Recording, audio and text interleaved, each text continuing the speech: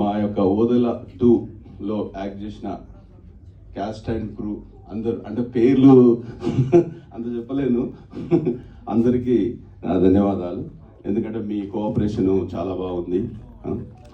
ఈ యొక్క సినిమా సంపత్ నంది గారు, నేను మంచి ఉద్దేశంతో ఒక శివుడు సినిమా చేయాలనుకున్నాము.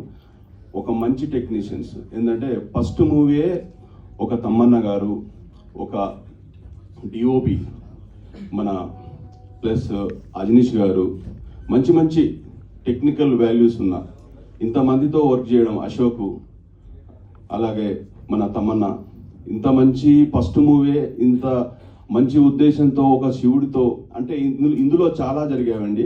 ఎందుకంటే నా జీవితంలో జరగని చాలా ఉన్నాయి. ఎందుకంటే ఇందాక శ్రవంతి గారు అన్నట్టు కాశీలో ఓపెన్ చేయడం, కాశీ నేను ఇంతవరకు చూడలేదు. ఈ సినిమా ద్వారా కాశీ చూసినాం.